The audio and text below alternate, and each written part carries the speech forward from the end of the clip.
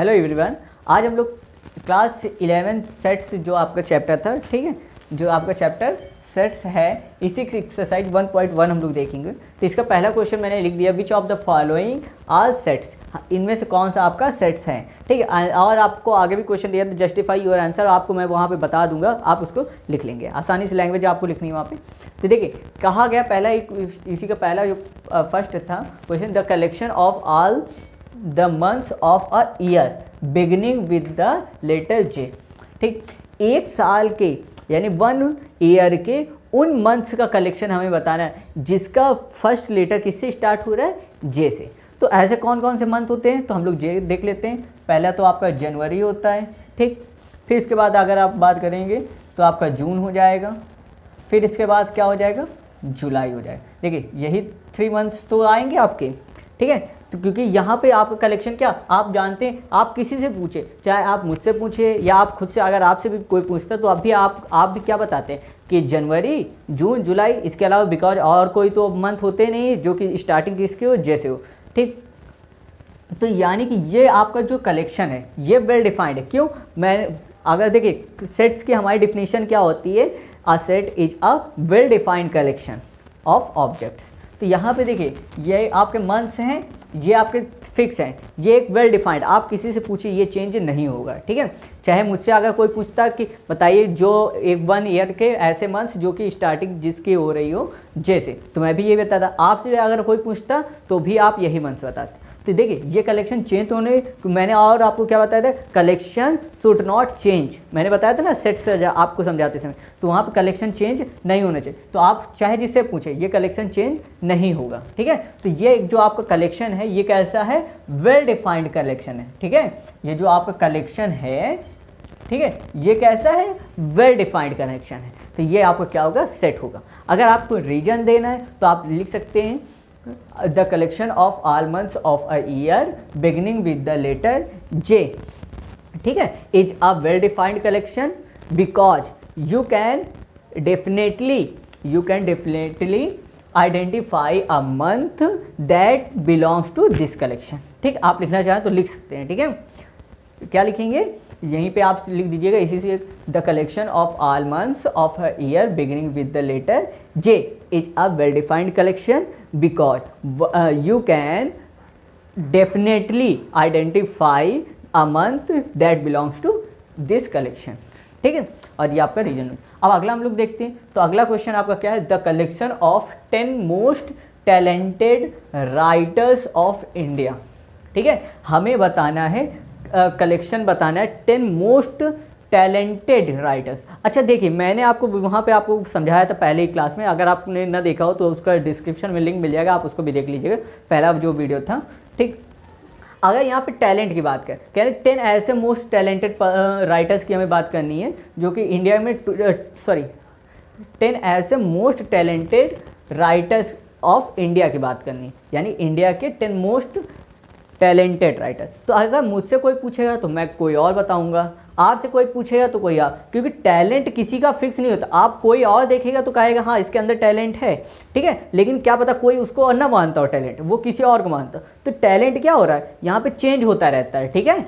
अगर जैसे मैंने आपको एक एग्जांपल बताया था बॉलीवुड के एक्टर्स में, तो अगर 3 एक्टर्स पूछे जाए आपको फेमस, तो वो चेंज हो रहे थे। उसी तरह यहाँ पे 10 मोस्ट टैलेंटेड राइटर्स की बात बोल ली गई है, तो 10 मोस्ट टैलेंटेड जो राइटर्स हो गए वो किसी और के बेसिस के पर्सन टू पर्सन चेंज होता रहता है। क्यों, मुझसे अगर कोई पूछेगा मैं कोई और 10 बताऊंगा, आपसे कोई पूछेगा तो आप कोई और, किसी थर्ड पर्सन से पूछा जाएगा तो वो भी आप कोई और 10 मोस्ट टैलेंटेड पर्सन के बारे में, राइटर्स के बारे में बताएगा, ठीक। तो ये कलेक्शन क्या होगा, जो इसका कलेक्शन आएगा वो चेंज होता रहेगा, ठीक है। तो ये आपका कलेक्शन कैसा, वेल डिफाइंड नहीं है, तो ये आपका सेट भी नहीं होगा, ठीक है, ये आपका सेट भी नहीं होगा। अगर आप यहाँ पे रीजन देना चाहें तो आप क्या रीजन देंगे, the collection of 10 most talented writers of India is not a well defined collection because the criteria of determining a writer, ठीक है ना, determining a writer,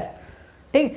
talent writer talent में vary from person to person, में vary from person to person. आप ये reason भी लिख सकते हैं, अगर आपको लिखना हो तो आप लिखते भी जाइएगा, वीडियो पॉज करके आप लिख भी लीजिए।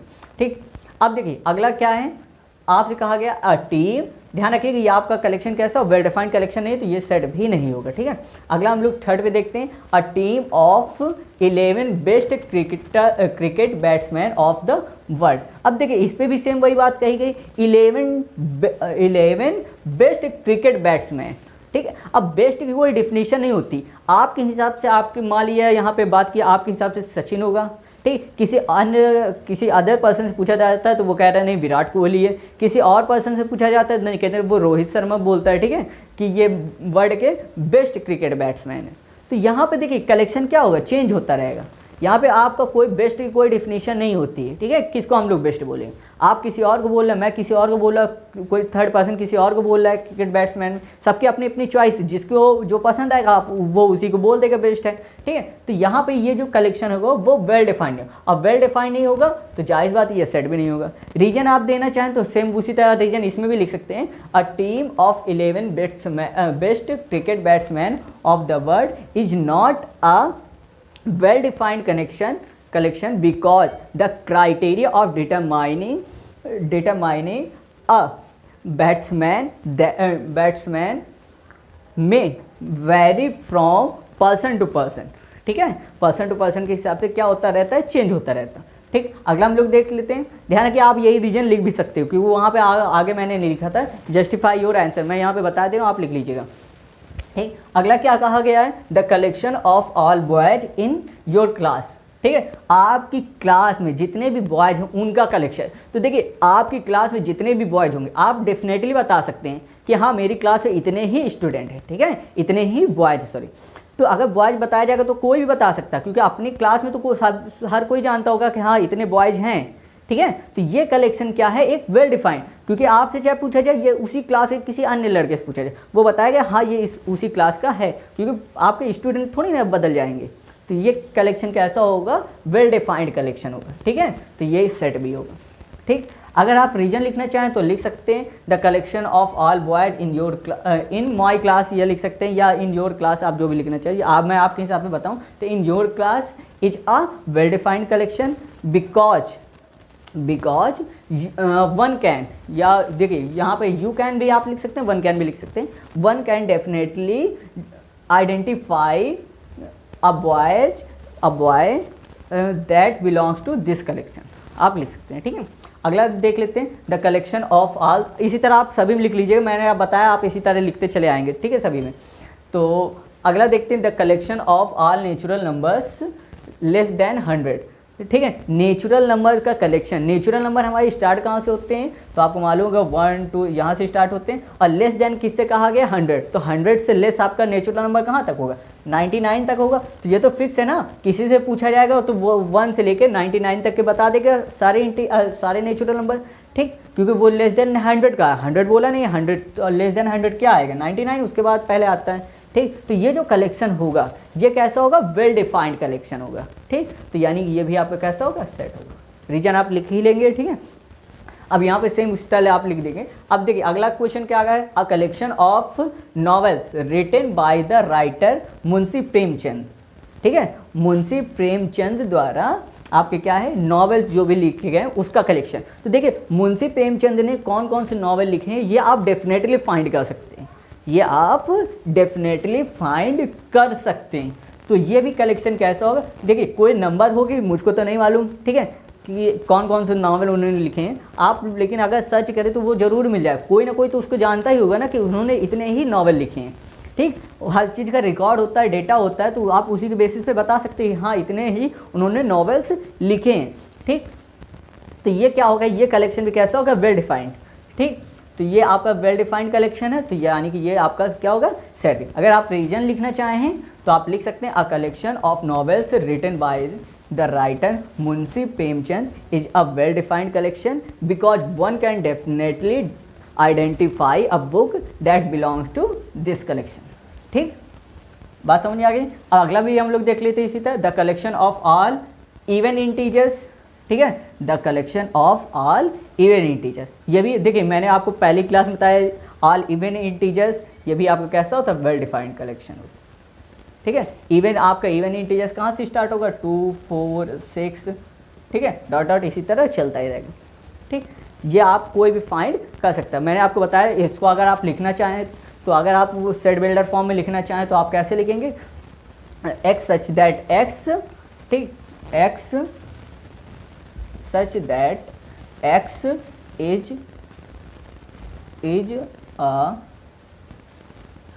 एक्स इज एन इवन और क्या है, इंटीजर, इवन इंटीजर। ठीक है, आप ऐसे लिख भी सकते हैं इसको। ठीक, तो ये आपका क्या हो गया, सेट हो गया। अब इसके अलावा और देखते हैं। ठीक है, अगला क्वेश्चन देखते हैं। ध्यान रखिए कि ये भी आपका क्या हो। अब देखिए कहा गया the collection of question in this chapter, इस जो चैप्टर, ये जो चैप्टर हम लोग पढ़ रहे हैं इस पे जो क्वेश्चन का कलेक्शन, तो देखिए कोई भी आप सभी जितने भी स्टूडेंट हैं या कोई भी पर्सन अगर देखेगा तो वो बुक से क्वेश्चंस काउंट करके बता सकता है हाँ इस बुक पे इतने ही क्वेश्चन हैं। ठीक, आप जिससे पूछेगा वो काउंट करके आपको राइट आंसर दे देगी। तो ये कलेक्शन भी आपको क्या है, वेल डिफाइंड है। ये कलेक्शन भी आपका कैसा है, वेल डिफाइंड है। तो ये भी आपका कैसा हो गया, सेट हो गया। अब इसके बाद कहा गया a collection of most dangerous animal of the world. तो देखिए डेंजरनेस की कोई डिफिनीशन नहीं होती। आपके हिसाब से पैंथर होगा डेंजरस, किसी और के हिसाब से आपका लायन डेंजरस होगा, किसी और के हिसाब से बोला जाए तो वो कहते हैं कि नहीं आपका जैगुआर होता है। तो ये तो डेंजरनेस की कोई डिफिनीशन नहीं होती, ये हर उसमें चेंज होती रहती है। आप जिससे पूछेंगे वो पर्सन टू पर्सन क्या होता रहेगा, चेंज होता रहेगा। आप जिससे पूछेंगे वो कोई और बताएगा, कोई और बताता रहेगा। जैसे आपसे पूछा कोई और आप बताएंगे, आपके फ्रेंड से आपने पूछा, अपने फ्रेंड से आपने पूछा तो वो क्या हो, दूसरा कोई एनिमल बता सकता है। ठीक, तो ये क्या होता है, चेंज होता रहता है। ठीक है, तो ये आपका कैसा है, सेट नहीं होगा। ठीक है, क्यों, क्योंकि ये चेंज होता रहता है। ठीक है, सेट आपका चेंज नहीं होता, आपका जो है तो है। ठीक, तो अगर आप लिखना चाहें तो क्या लिखेंगे, a collection of most dangerous animals of the world is not a well defined collection because the criteria of determining the dangerness, ठीक है, dangerness an animal, dangerness of an animal, ठीक है, किसी एनिमल की डेंजरनेस, ठीक है, डेंजरनेस में vary from person to person, हर एक इंसान के हिसाब से अलग अलग हो सकती है किसी भी एनिमल की डेंजरनेस। चलिए, तो इतनी बात समझ में आ गई। अब हम लोग अगला क्वेश्चन देखते हैं। तो अब हम लोग क्वेश्चन नंबर 2 देखते हैं, जो कि हमारा है, क्वेश्चन दिया गया है late set A equal 1 2 3 4 5 6 insert the appropriate symbol belongs to or does not belong to in the blank space। ये आपको ब्लैंक स्पेसेस दिए गए हैं और आपको यहाँ पे फिल करना है। देखिए, तो इसके पहले हम लोग थोड़ी सी एक क्वेश्चन और देख लेते, इसी में समझ लेते पहले। अगर मान लीजिए आपको कहीं पे दे दिया है सेट बी और इक्वल इसके एलिमेंट क्या दे दिए जाते हैं 1 2 3 4 और बस इतने दे दिए गए। तो अगर कोई एलिमेंट किसी सेट का होता है तो हम लोग क्या फिल करते हैं, बिलोंग्स टू। ठीक, अगर कोई एलिमेंट किसी सेट का होता ही नहीं, जैसे इस सेट वी में आप क्या, अगर कोई और है, इन 1 2 3 4 ये क्या है, सेट वी के क्या है, एलिमेंट्स है। अगर एलिमेंट्स हैं तो अगर इनके साथ फिल इन द ब्लैंक्स अगर हम लोग करेंगे तो यहाँ पे क्या फिल किया जाएगा, बिलोंग्स टू। लेकिन अगर इसके अलावा कोई और आ जाए, जैसे कि अगर मैं एग्जांपल दूँ, जैसे समझिएगा, अगर लिख दिया जाता है 1 और यहाँ पे ब्लैंक कर दिया है, ब्लैंक स्पेस दे दिया जाता है और कहता है आप फिल कीजिए, तो यहाँ आप क्या फिल करें, बिलोंग्स टू। और आपको मान लीजिए यहाँ पे 3 दे दिया गया, फिर स्पेस भी दे दिया गया। ठीक, तो इस सेट वी का तो एलिमेंट है ना 3, तो यहाँ पे हम लोग क्या फिल करें, बिलोंग्स टू। लेकिन अगर इसकी जगह हमको देखिए 1 2 3 4 के अलावा मान लीजिए 9 दे दे और फिर यहाँ पे ब्लैंक स्पेस दे दे और आपको वी दे, तब आप क्या फिल करें। तो यहाँ पे देखिए 9 इस सेट वी का तो एलिमेंट्स है ही नहीं, तो अगर एलिमेंट्स नहीं होता तो हम लोग क्या फिल करते हैं, डज नॉट बिलोंग टू। ठीक, तो अब इस पे देखते हैं, तो एक सेट ए के एलिमेंट्स कौन कौन से, 1 2 3 4 5 6 है। तो ये जहाँ पर आएंगे तो हम लोग क्या फिल करेंगे, बिलोंग्स टू, अदरवाइज हम लोग क्या फिल करेंगे, डज नॉट बिलोंग टू। अब देखिए यहाँ पे क्या है, 5 ब्लैंक दिया गया सेट ए, तो अगर इस पे बात करें तो 5 क्या है, सेट ए का एलिमेंट्स है। तो अगर एलिमेंट है तो यहाँ पे हम लोग क्या फिल करेंगे, बिलोंग्स टू। ठीक, 8 की अगर बात करें, देखिए 8 इस सेट का कोई भी एलिमेंट नहीं है, तो अगर एलिमेंट नहीं है तो इसमें हम लोग क्या फिल करेंगे, डज नॉट बिलोंग टू। तो यहाँ पे 0, तो 0 भी इस सेट ए का कोई भी एलिमेंट नहीं है। तो यहाँ पे भी हम लोग क्या फिल करेंगे, डज नॉट बिलोंग टू। अब 4 की बात की तो देखिए 4 सेट ए का एलिमेंट है, तो यहाँ हम लोग क्या फिल करेंगे, बिलोंग्स टू। ठीक, 2, तो 2 भी आपका इसी सेट ए का एलिमेंट है, तो यहाँ पर बिलोंग्स टू। अगले भी अगर बात करते हैं तो यहाँ क्वेश्चन नंबर आपका 6 में 10 दिया गया और 10 इस सेट ए का कोई भी एलिमेंट नहीं, तो यहाँ पे हम लोग क्या फिल करेंगे, डज नॉट बिलोंग टू। इतनी बात समझ में आ गई। चलिए अब हम लोग अगला क्वेश्चन देखते हैं, write the following sets in roster form. ये जो आपको सेट्स दिए गए होंगे आपको आप क्या लिखना है, रोस्टर फॉर्म में। अभी इतने क्वेश्चन, 2 क्वेश्चन लिया, अभी फिर आगे हम लोग करेंगे। तो यहाँ पे पहला क्वेश्चन आपको क्या दिया, set A equal x such that x is an integer and x is greater than or equal -3 and less than 7। ठीक है, आपको क्या दिया गया, जो x है वो ग्रेटर देन और इक्वल है -3 के, लेकिन लेस देन कितना है, 7। तो अगर इसके एलिमेंट की बात करें, इसके एलिमेंट की बात करते हैं, तो इसके एलिमेंट्स क्या हो जाएंगे, यहाँ पे देखिए सॉल्यूशन पे हम लोग देखते हैं। ठीक, तो इसके एलिमेंट्स क्या हो जाएंगे, तो देखिए x की जो वैल्यू, x क्या है, एक इंटीजर। इंटीजर आपको मालूम निगेटिव इंटीजर भी होते हैं, पॉजिटिव इंटीजर भी होते हैं। ठीक, लेकिन यहाँ पे आपको खाली कह दिया गया, आपको ये एक इंटीजर है जिसकी वैल्यू -3 की या तो इक्वल या उससे बड़ी है और 7 से क्या है, कम है। तो अगर इसके एलिमेंट्स देखें तो अच्छा इनके बीच में आपकी और कौन सी वैल्यू पड़, देखिए पहली बात तो आपको -3 हो, क्योंकि आपको x is greater than or equal दिया है, तो -3 तो होगा ही।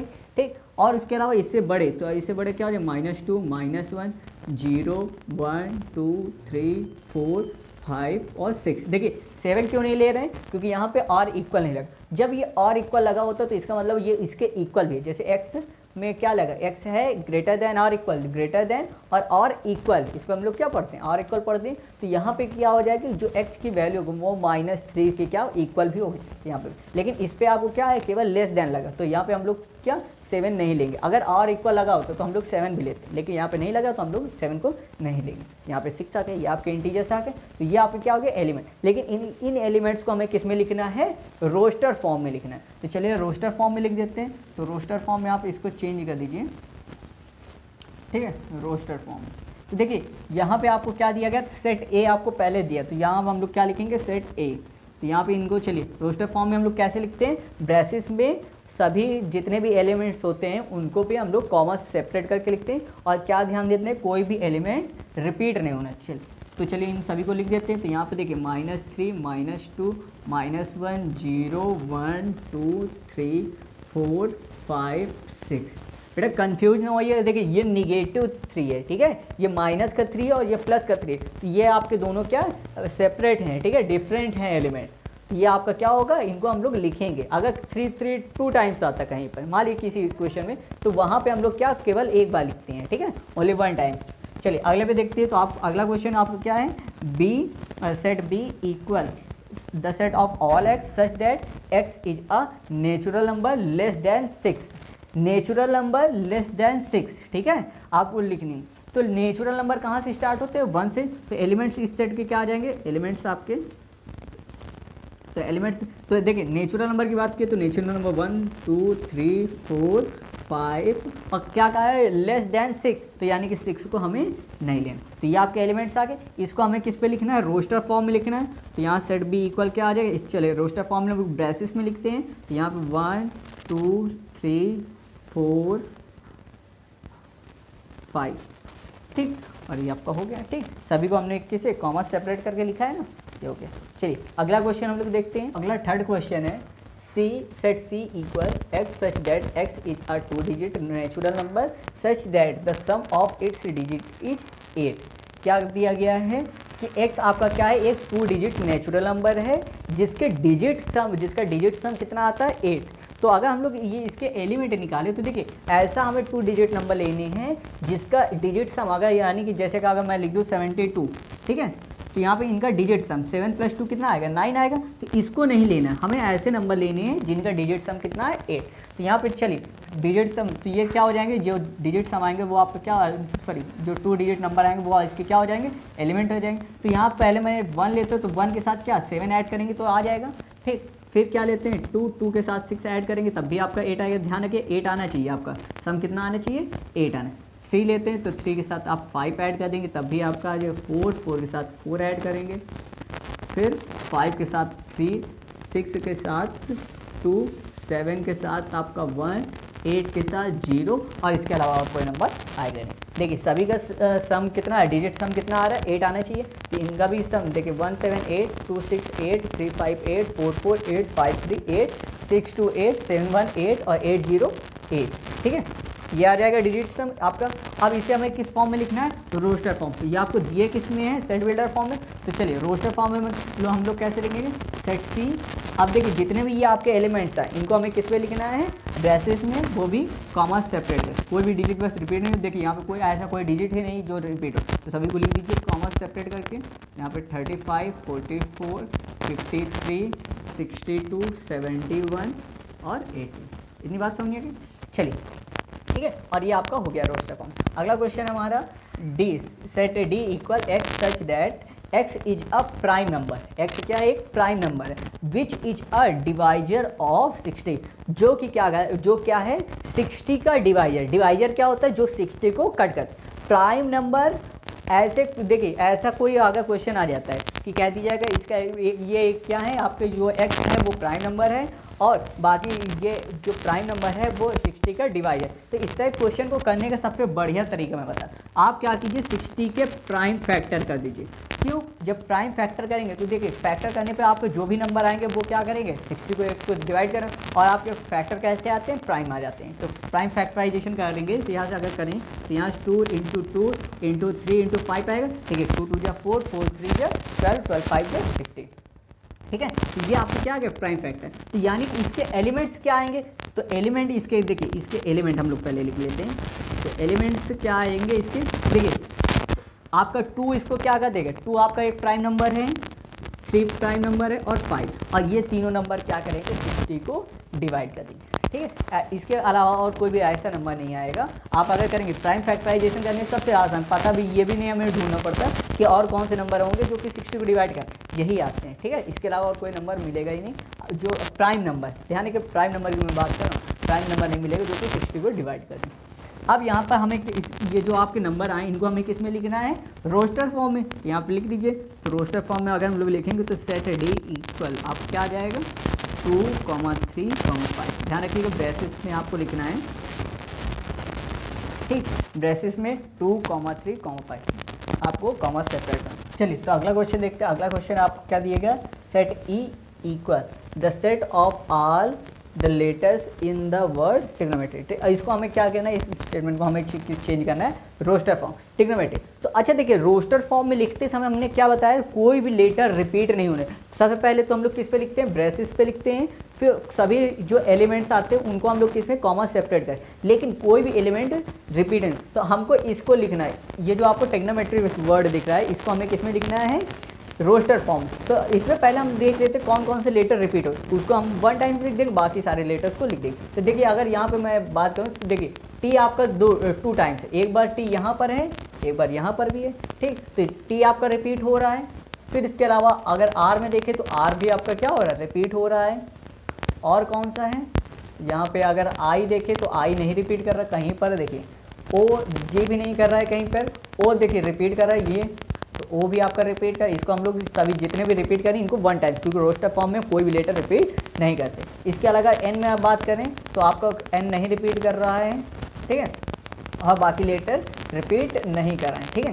तो चलिए हम लोग लिखते हैं। तो सबसे पहले हम लोग क्या इसके एलिमेंट देख लेते हैं। एलिमेंट आप क्या क्या हैं, तो ये आपका टी होगा, आर होगा, आई जी ओ एन, फिर देखिए ओ रिपीट कर गया, एम आ जाएगा, ई, फिर टी भी रिपीट किया, आर, बस सॉरी आर नहीं आएगा, वाई आ जाएगा सीधा। देखिए यहाँ पे मैं लिख के दे रहा हूँ। यहाँ पे हम लोग इसको रोस्टर फॉर्म में चेंज कैसे करेंगे, सेट ई, अब इसके जितने भी एलिमेंट्स यानी कि टी आर आई जी, ध्यान रखिए कोई भी लेटर रिपीट ना होने पाए, जी, फिर इसके बाद ओ एन एम, देखिए ई भी आपका सॉरी ई नहीं आया, तो चलिए ई भी लिख देते हैं, ई हो गया।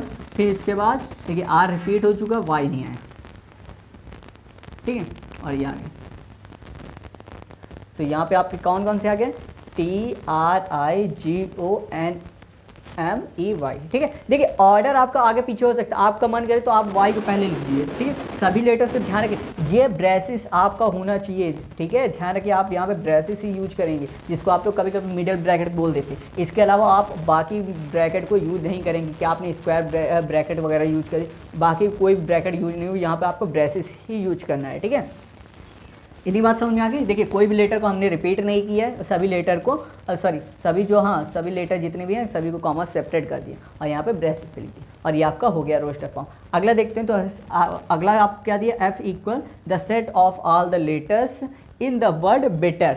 बेटर में जितने भी वर्ड आए हैं इनको हमें लिखना है। तो अच्छा, इस पे अगर हम देखें तो यहाँ पे ई रिपीट किया है और टी रिपीट किया है, इसके अलावा बाकी तो रिपीट किया नहीं, तो इनको हम लोग 1 टाइम्स लिख देंगे, बाकी सब भी एलिमेंट्स को लिखेंगे। तो अगर हम लोग लिखें तो एफ सेट एफ इक्वल आपका क्या आ जाएगा, बी ई टी और आर, ठीक है। क्यों? क्योंकि बाकी ई और टी रिपीट हो रहे थे, इनको 1 टाइम्स, बाकी को आप चाहे देखिए ऑर्डर मैंने बताया था, आपने अगर पिछली वीडियो देखा होगा तो वहाँ पे मैंने बताया है कि जो रोस्टर फॉर्म लिखते समय ऑर्डर आपका कोई मायने नहीं रखता, आप ऑर्डर को आगे पीछे कर सकते हैं, वो आपकी मर्जी पे, ठीक है। ऑर्डर को चेंज करने से कोई फ़र्क नहीं पड़ता, आपका मन करे तो आप पहले टी लिख दिए बाद में बी लिख दिए, इससे कोई फ़र्क नहीं पड़ेगा, ठीक। बस लेकिन कोई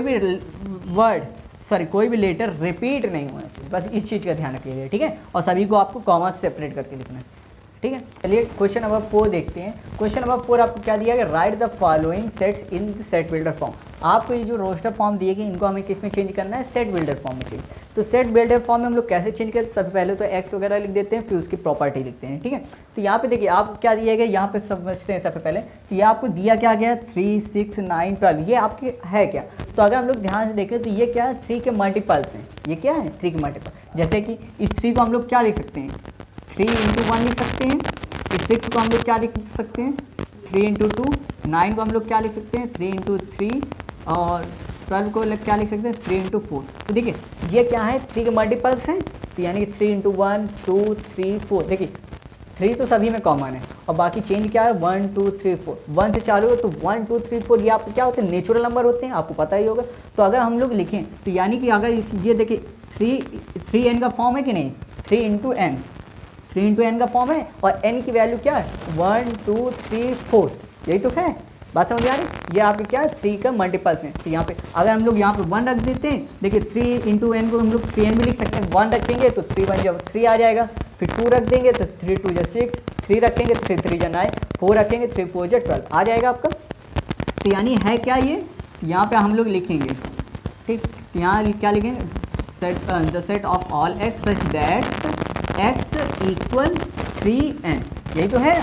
x इक्वल क्या है, 3n। तो क्यों, यहाँ 1 रखेंगे तो 3 आ जाएगा, 2 रखेंगे 6 आ जाएगा, 3 रखेंगे 9 आ जाएगा, 4 रखेंगे 12 आ जाएगा।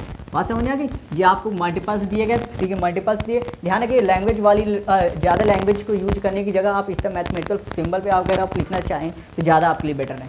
यहाँ पे x इक्वल कितना है, 3n दिया गया है, और ये n बिलोंग्स टू क्या है, n बिलोंग्स टू क्या है, नेचुरल नंबर। क्यों, नेचुरल नंबर आपको 1 से चालू होता है, यहाँ पे 1 से ही, तो 3 × 1, 2, 3, 4 इसी तरह था। ये आपका n बिलोंग्स टू क्या आ गया, नेचुरल नंबर, ठीक। अब ये नेचुरल नंबर, ये जो n होगा ये ग्रेटर दैन r इक्वल किसके होगा, 1 के होगा, और लेस देन r इक्वल किसके होगा, 4 के। क्यों, देखिए इसको हमने क्या लिखा था, 3 × 1, इसको हमने क्या लिखा था, 3 × 2, इसको 3 × 3, और इसको हमने क्या लिखा था, 3 × 4। तो देखिए n की वैल्यू कहाँ से, 1, 2, 3, 4 ही तो है। तो यहाँ से हमने लिखा तो n is greater than r equal, greater n की वैल्यू 1 से क्या है, या तो ग्रेटर है या तो इक्वल है। तो यहाँ देखिए n 1 तो है ही ना, तो यानी कि इसीलिए हमने इक्वल लगा। और 4 से क्या है, लेस है या इक्वल। तो 4 देखिए यहाँ पे 4 आया था, तो 4 के इक्वल तो है ही और उससे लेस है, देखिए लेस भी हो गया, ठीक है। तो यहाँ पे हम लोग इस तरह लिख देते हैं। ध्यान रखिए कि सभी चीज़ों को आपको लिखना पड़ता है कि n की वैल्यू आखिर है कहाँ से। नेचुरल नंबर लिख देंगे तो नेचुरल नंबर तो आपके बहुत होते हैं ना जी, आप 1, 2, 3, 4 आप इनफाइनाइट तक पहुँच जाएंगे, ठीक। तो आप इसलिए यहाँ पर शो करेंगे कि n की वैल्यू कहाँ से किसके बीच में वेरी करती है, ठीक। और ये आपका क्या हो गया, सेट बिल्डर फॉर्म हो गया। इतनी बात समझ में आ गई। अब देखिए इस पर क्वेश्चन भी देखते हैं। तो ये क्वेश्चन में अगर आप देखेंगे तो ये 2 है, 4 है, 8 है, ठीक। तो देखिए मल्टीपल नहीं है, क्यों, इसमें अगर हम लोग करें तो 2 इंटू 1 आ जाएगा, इस पे करेंगे 2 इंटू 2 आ जाएगा, लेकिन अगर इस पे करेंगे तो 2 इंटू 4 आएगा। देखिए 1 2 3 ना आकर के 4 आया, इस पे करेंगे तो 2 इंटू 8 आएगा, ठीक है। तो ये तो आपका हुआ है नहीं, तो आखिर अगर इस पे देखें तो आएगा क्या आखिर। सबसे पहले तो हमें ध्यान रखना है, सबसे पहले हम लोग एक्स लिखते हैं, सच दैट करके क्या एक्स की प्रॉपर्टी तो लिखते हैं, तो उसी तरह यहाँ पहले हमें प्रॉपर्टी तो मालूम चले, क्योंकि हम लोग सेट बिल्डर फॉर्म को और क्या बोलते हैं, प्रॉपर्टी मेथड भी बोलते हैं, ठीक। तो इसकी प्रॉपर्टी तो मालूम चले, तो अगर हम लोग ध्यान से देखें तो ये आपका क्या है, 2 की पावर 1 है, 2 की पावर 1 की वैल्यू कितनी है 2 होगी, ये क्या है 2 की पावर 2 है, 2 की पावर 2 की वैल्यू कितनी होती है 4, 8 क्या होता है 2 की पावर 3। ये बेटा आपको ध्यान रखें, ये आपको आना चाहिए, आप कैसे आएंगे ये आपको समझना पड़ेगा, समझने में आपको जब आप ज़्यादा क्वेश्चन की प्रैक्टिस करेंगे, अदर बुक से भी प्रैक्टिस करेंगे तो ही आपको आएगा, ठीक।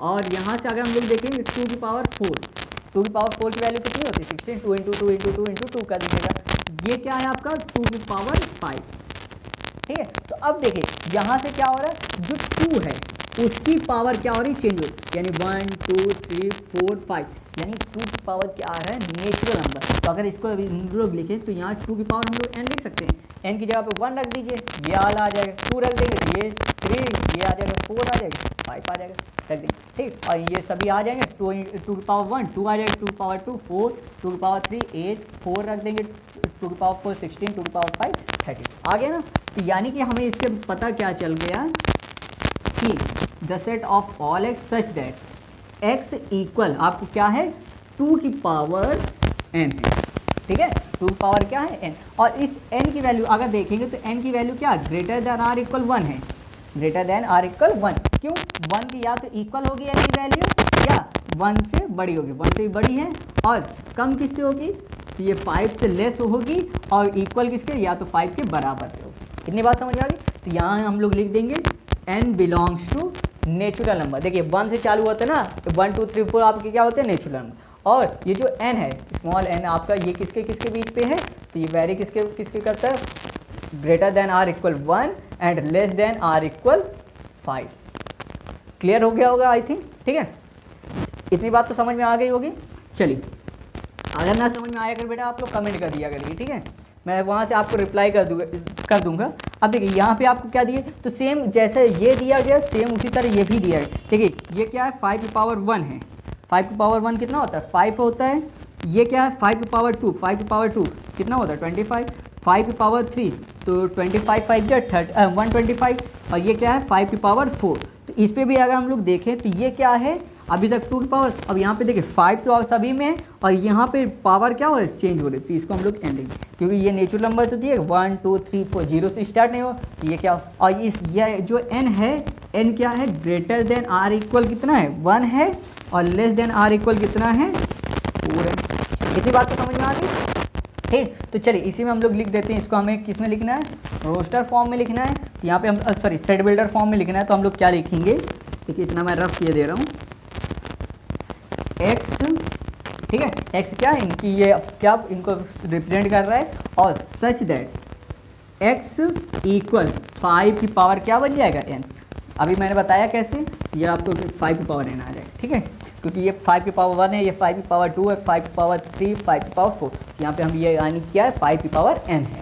और ये जो n है n बिलोंग्स टू क्या कहता है नेचुरल नंबर, और n की जो वैल्यू होगी, n की जो वैल्यू अभी मैंने बताया वो क्या है, जो n है वो ग्रेटर देन आर इक्वल 1 है and less than or equal 4। अभी मैंने बताया था ना कैसे, क्योंकि यहाँ पे 1 पावर यहाँ 5 की पावर 1 से चालू कहाँ तक जा रहा है 5 की पावर 4, इन्हीं दोनों के बीच में वेरी कर ये आगे, और यहाँ पे ब्रेसेस।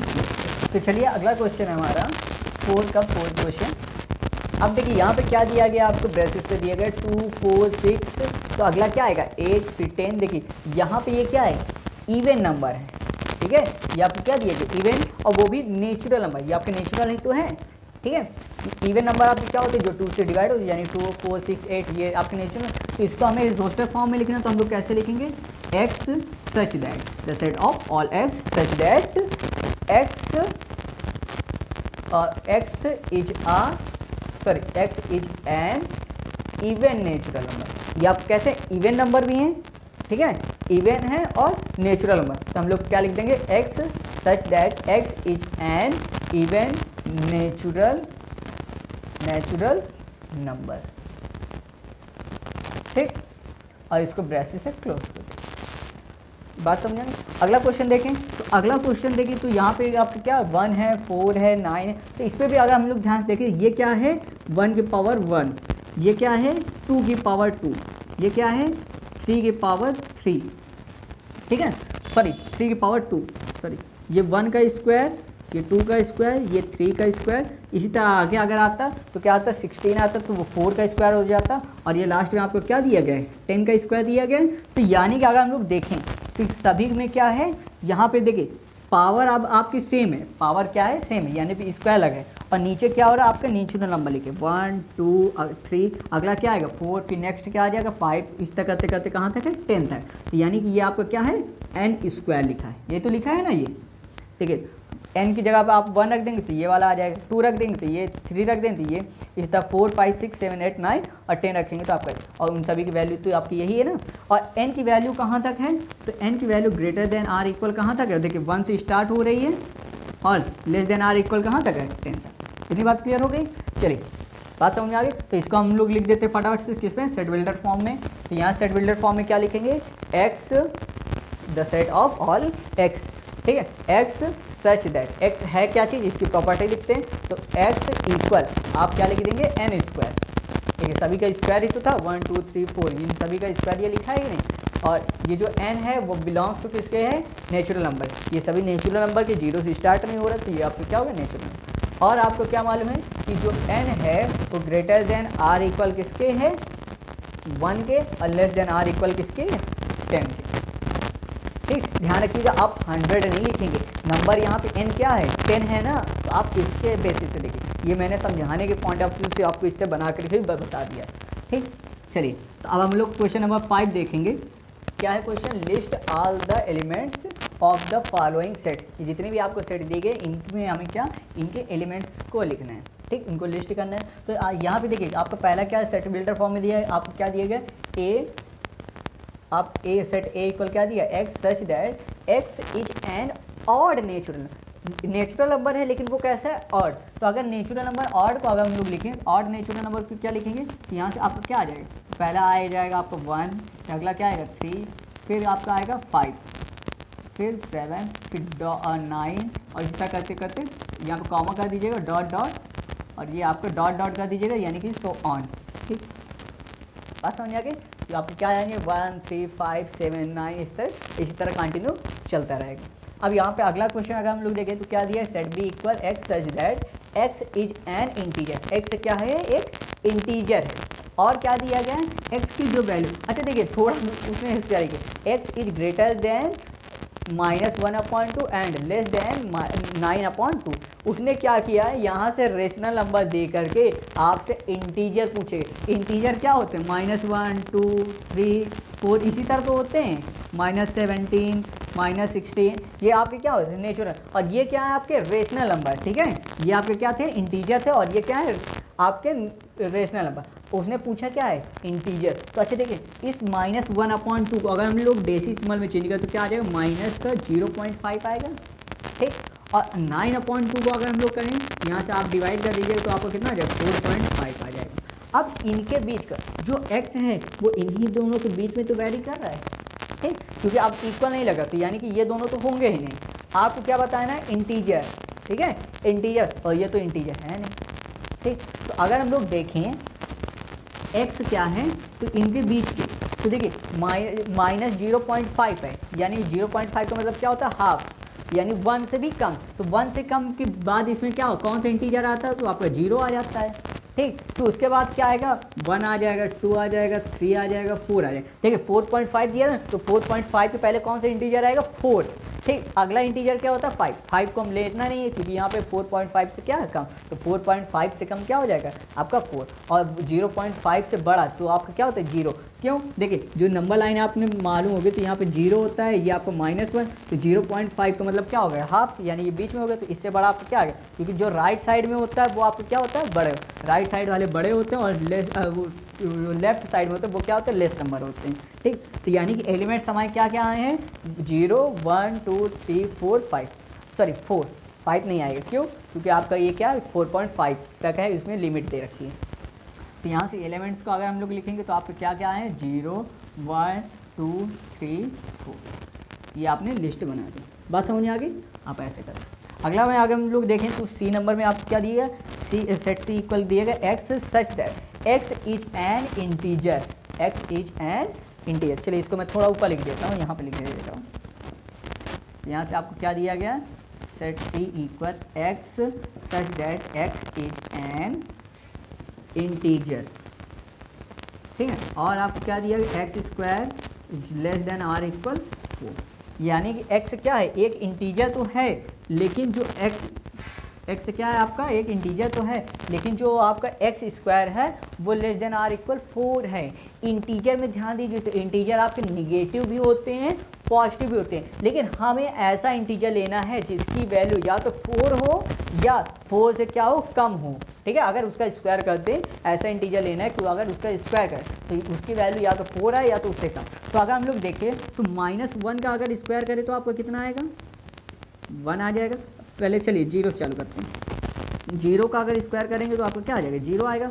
-1 का स्क्वायर करेंगे तो कितना आ जाएगा, 1 आ जाएगा, ठीक है। -1 का स्क्वायर करेंगे तो कितना आ जाएगा, प्लस का 1 आ जाएगा। -2 का स्क्वायर कीजिए तो कितना आ जाएगा आपका, 4 आ जाएगा, ठीक। -3 का स्क्वायर करेंगे तो आपको कितना आ जाएगा, 9। लेकिन ये 9 हमें देखिए स्क्वायर हम लोग कर रहे हैं, ये सारे क्या है, मैंने 0 -1 -2 -3 ये सारे क्या इंटीजर्स हैं, इनका स्क्वायर किया तो आपको क्या आ रहा है 0 1 4। आपको कहाँ तक लेना है, स्क्वायर की वैल्यू कितनी आनी चाहिए, मैक्सिमम 4 की या तो इक्वल या तो 4 से छोटे। तो देखिए ये दोनों वैल्यू 4 से छोटी है और ये क्या 4 के इक्वल, यानी कि इन तीनों की वैल्यू में हमें, यानी कि ये तीनों इंटीजर होंगे और -3 वाला नहीं होगा, ठीक है। क्यों, -3 का स्क्वायर कितना हो जाता है 9। इसी तरह का हम लोग +1 का स्क्वायर करेंगे तो यहाँ पे कितना आ जाएगा 1, 2 का स्क्वायर करेंगे 4 और 3 का स्क्वायर करेंगे तो 9 और 9 हमें लेना है।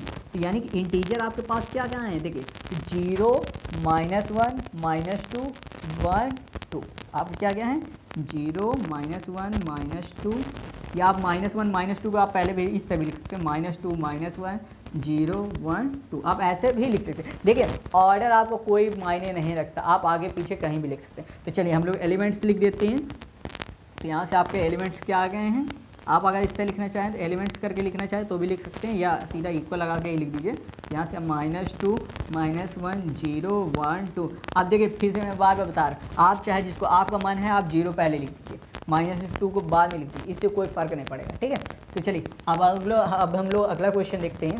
अगला क्वेश्चन क्या है, सेट डी इक्वल दिया गया x such that x is a letter in the word loyal. इसके हमें क्या लिखने हैं, एलिमेंट, यानी कि आपके एलिमेंट्स क्या आ जाएंगे, तो यहाँ सेट डी इक्वल आप क्या आ जाएंगे इसके एलिमेंट। तो देखिए मैंने क्या बताया, कोई भी आपका एलिमेंट आप कोई भी रिपीट अगर उसने कर दिया तो आप थोड़ी, आप जब एलिमेंट लिखेंगे तो इसके एलिमेंट है कौन कौन, मेन कौन कौन से, LOYH। देखिए L फिर क्या है, तो उसको हम लोग बार बार थोड़ी लिखते हैं, एलिमेंट को आप बार बार मैंने बताया रिपीट नहीं करते। यहाँ से कौन कौन से आ जाएंगे, LOY एंड H, और ये आपके एलिमेंट। ध्यान रखें कोई भी रिपीट नहीं करना होता आपको एलिमेंट लिखने में, ठीक है। अगला क्या है, सेट ई इक्वल आपको दिया गया x such that x is a month of a year not having 31 days. यानी कि हमें क्या दिया गया है, एक्स क्या है, एक 1 ईयर है, एक कोई ऐसा ईयर है और जिसका मंथ है जिसमें 31 डेज नहीं है। यानी कि एक साल के हमें कोई ऐसे महीने बताने हैं जो कि जिसमें 31 डेज नहीं होते। तो अगर मैं काफ़ी अगर पुराने लोगों के साथ आप बैठे तो एक कहावत बोलते, जून नवंबर जानिए अप्रैल सितंबर 30, वो लोग हिंदी में बोलते हैं। तो जून नवंबर जानिए अप्रैल सितंबर 30, देखिए जून नवंबर जानिए अप्रैल सितंबर, जून नवंबर जानिए अप्रैल सितंबर 30, ये कितने दिनों के होते हैं 30, 28 दिन की फरवरी, ठीक है। तो क्या बोलते हैं 28 दिन की फरवरी, बाकी सब 31, बाकी सब क्या होते हैं 31। तो अगर हमको देखें तो जिसमें 31 डेज ना हो तो हमें बाकी 31 डेज अगर नहीं है तो उसके अलावा तो बाकी आपके यही बचे ना, या तो आपको फरवरी आएगा, फरवरी में आपके क्या होता है 28 डेज होते हैं और बाकी सब में 30 डेज होते हैं। इसके अलावा बाकी जितने बचते हैं उसमें कितना होता है 31 डेज। पुराने लोगों की कहावत है कि जून नवंबर जानिए अप्रैल सितंबर 30, 28 दिन की फरवरी, बाकी सब 31, ठीक है। तो आप लोग भी अगर चाहें तो याद रख सकते हैं, कोई दिक्कत की बात नहीं। तो अगर हम लोग यहाँ पे लिखेंगे तो आपको क्या आ जाएगा, सेट ए इक्वल आपके यहाँ पे एलिमेंट्स इसके क्या आ जाएंगे, तो हमें मंथ्स के नेम लिखने हैं तो यहाँ पे लिख देते हैं। पहला आपको क्या हो जाएगा, फेब्रुआरी हो जाएगा, ठीक। फिर उसके बाद अगर आप देखेंगे तो आपका अप्रैल आ जाएगा, ठीक। फिर आप सितंबर, सितंबर, ठीक। फिर नवंबर, सॉरी जून भी आपका होगा, ठीक है। जून मैं लिखना भूल गया तो आप जून भी लिख सकते हैं, चलिए मैं पहले ही लिख देता हूँ, ठीक है। सीरियल रहेगा जून, फिर क्या आ जाएगा आपका सितंबर आ जाएगा, सितंबर, फिर आपका नवंबर आ जाएगा, नवंबर,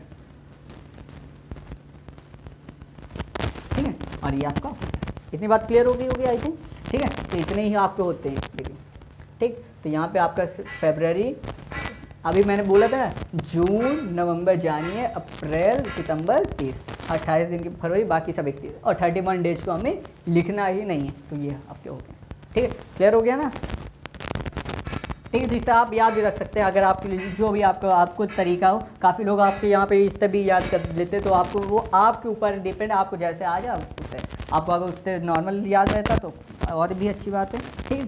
यहाँ पे देखिए आपको क्या दिया गया, सेट एफ इक्वल दिया गया है x such that x is a consonant in English alphabet which precedes के। प्रीसीड्स का मतलब क्या होता है, के पहले के आपके कॉन्सोनेंट, इंग्लिश अल्फ़ाबेट के क्या कॉन्सोनेंट जो कि के से पहले आते हैं। प्रीसीड्स का मतलब ध्यान रखिएगा पहले आना होता है, ठीक है। तो इससे पहले आते हो, तो इसके पहले कौन कौन से आपके कॉन्सोनेंट, देखिए आपको वॉवेल नहीं दे रहे, कॉन्सोनेंट दें। तो चलिए यहाँ पे लिख देते हैं, तो देखिए वॉवेल क्या होते हैं, ए ई आई ओ यू होते हैं, इनको हम लोग छोड़ करके लिख देते हैं। तो यहाँ पे ए आप छोड़ दीजिए, तो बी सी डी, ठीक है। ई आपको क्या होता है, वॉवेल होता है। ई के बाद आपको क्या होता है, एफ, फिर जी एच, आई को छोड़ देंगे और यहाँ पे आपको क्या आ जाएगा, जी, और ये आपको हो गया। ध्यान रखिए कि एलिमेंट्स को हम लोग स्मॉल लेटर से ही लिखते हैं, ठीक है, कैपिटल लेटर से नहीं लिखते। आपको मैंने पहले वीडियो में बताया है, अगर आपने ना देखा हो तो आप डिस्क्रिप्शन पे आपको लिंक मिल जाएगा, आप वहाँ से देख सकते हैं, ठीक है। विजिट कीजिए और जो वो देखिए। तो यहाँ पे आपको क्या है, B C D F G H J, बाकी देखिए वॉवेल्स को मैंने हटा दिया, आपके ये आ गए। क्लियर हो गया होगा। चलिए क्वेश्चन नंबर 6 देखते हैं, लास्ट क्वेश्चन है इस एक्सरसाइज का। तो क्वेश्चन क्या है, match roster form with set builder form. NCERT पे आपकी काफ़ी लंबी लैंग्वेज मैंने शॉर्टकट में आपको लिख दिया जो आपको करना है। तो यहाँ पे आपको क्या करना है, रोस्टर फॉर्म को मैच करना है सेट बिल्डर फॉर्म से। तो देखिए इस टाइप क्वेश्चन के लिए मैंने बताया, आप सेट बिल्डर फॉर्म को सॉल्व कीजिए, ऑटोमेटिक आपका रोस्टर फॉर्म आता जाएगा, आप उसको मैच कर दीजिए। तो अगर हम लोग देखें तो पहला यहाँ पे क्या दिया गया है, x such that x is a prime number and a divisor of 6। X क्या है, एक प्राइम नंबर और डिवाइजर ऑफ 6। तो अभी क्वेश्चन भी अभी हमने किया था जिसमें आपको काफ़ी 30 शायद दिया था। तो यहाँ पे देखिए 6 का हम लोग क्या करेंगे, प्राइम फैक्टर करेंगे, तो यहाँ कितना आ जाएगा 2 और 3। तो ये जिसका भी होगा तो यही दोनों के आपके क्या होंगे, इसके डिवाइजर भी होंगे। तो यहाँ पे आपको क्या आ जाएगा 2 और 3, यानी कि ये किसका आंसर है, सेकेंड वाले, यानी कि आपका सेकेंड वाला किससे आपका मैच करेगा, ए से, ठीक है। सेकेंड वाला किससे मैच करेगा, ए से। चलिए मैं सारे लिखे दे रहा हूँ यहाँ पे। फर्स्ट किससे मैच करेगा, सेकंड। तो देखिए सेकंड आपका किससे मैच किया है, ए से, इससे मैच किया है, ठीक। ध्यान रखिए आप एरो बनाने की जगह आप सीधा सीधा ही लिख देंगे, जिसका ये आंसर होगा सामने सामने मैच कर देंगे। थर्ड में आप और फोर्थ, ये 4 क्वेश्चन हमें सॉल्व करने। देखिए ये तो आपका सॉल्व हो गया। अब इसके बाद ये आपको क्या था, सेकंड का था। अब यहाँ पे देखें तो ये क्या है, x such that x is N odd natural number less then 10। तो ऑड नेचुरल नंबर, तो ऑड आपके क्या हो जाएंगे 1 3 5 7 9। नेचुरल नंबर भी है, ऑड भी है और लेस देन 10 है। तो देखिए ये किस में है, तो ये आप किससे मैच कर रहा है, 4 से, यानी कि बी वाले का आंसर क्या है 4 का, ये क्या हो जाएगा बी। तो 4 का आपका क्या आ गया, बी आ गया, ठीक। क्लियर हो गया होगा। अब चलिए अगला हम लोग देखते हैं। तो यहाँ से अगला क्या सी में आ गया देखेंगे, तो क्या है x such that x is अ, यहाँ पे आ भी होगा शायद, अ natural number and divisor of 6। X is अ, देखिए यहाँ पे प्राइम नंबर था, यहाँ पे क्या दिया गया, नेचुरल नंबर दिया गया। एक्स क्या है, एक नेचुरल नंबर जो कि डिवीजर है आपका किसका, 6 का, ठीक। यहाँ पे अगर हम लोग मैच करें, सॉरी शायद 6 की जगह मैंने गलती से लिख दिया, नहीं है, सही है, ठीक है। ये 6 का क्या है, डिवीजर, तो यहाँ पे अगर हम लोग देखें तो इसका सोल्यूशन आएगा नेचुरल नंबर। तो यहाँ पे 1 2 3 नेचुरल नंबर की बात की गई तो 1 2 1 से भी 6 कट जाएगा, 2 से भी कट जाएगा, 3 से भी कट जाएगा और 6 से भी ये कट जाएगा। तो देखिए इसलिए आंसर किसका होगा, ये आपका किसका पहले का है, यानी ये किससे आ जाएगा पहले, यानी आपका पहले का क्या आ जाएगा सी, पहले किसे क्या है सी। ठीक है, अगला देखते हैं। तो यानी कि बाकी क्या बचा आपको, देखिए x such that x is a letter of mathematics. तो इसको तो सीधा सीधा पता चल जाएगी मैथमेटिक्स वाले की, यानी कि तीसरे क्या हो जाएगा डी। ठीक है, तीसरे का क्या हो जाएगा डी। इतनी बात क्लियर हो गई होगी। और ये इस तरह आपकी एक्सरसाइज, अगर आपको ये एक्सरसाइज समझ में आए तो चैनल को सब्सक्राइब जरूर कीजिएगा और भी लोगों से करवाइएगा जरूर। ठीक है, और वीडियो को लाइक कर दीजिए और ज़्यादा से ज़्यादा सभी अपने दोस्तों को शेयर कर दीजिए। Thank you.